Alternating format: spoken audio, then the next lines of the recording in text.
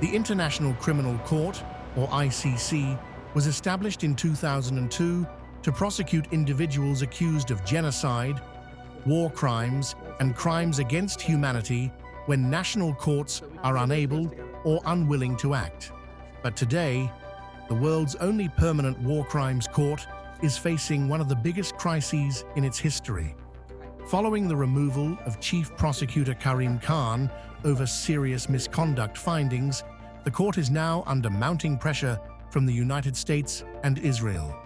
So why has the ICC become the target of two of the world's closest allies? And what does it mean for the future of international justice?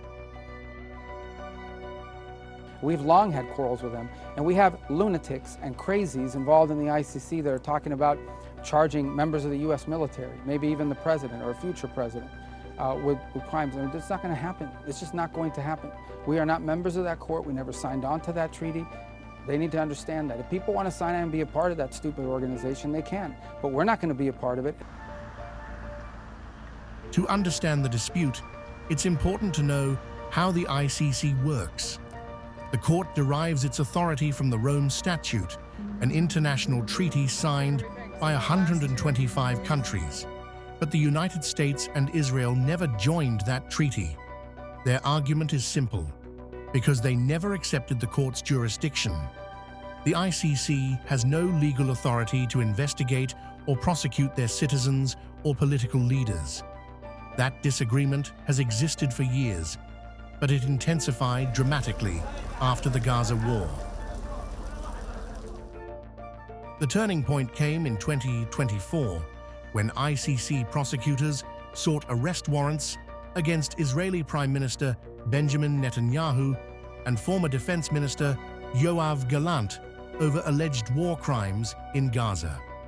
Earlier, the court had also issued a warrant for Russian President Vladimir Putin over the deportation of Ukrainian children. Since then, Washington has imposed sanctions on senior ICC officials, arguing the court is overstepping its mandate. Israel has rejected the warrants outright. However, those warrants remain legally valid because they were issued by ICC judges after reviewing the prosecutor's applications, not by Karim Khan acting alone. A third development that happened in recent days is the decision, supported by a large majority of states, to oust the General Prosecutor of the International Criminal Court.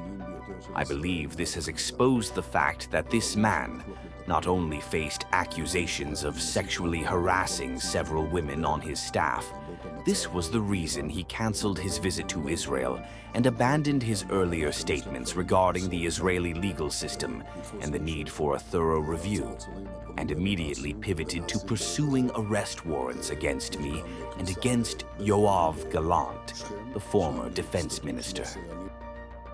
Netanyahu argues the prosecutor pursued the Gaza case to divert attention from allegations against himself. Israeli officials have since called for the arrest warrants to be withdrawn. Human rights organizations and legal experts disagree.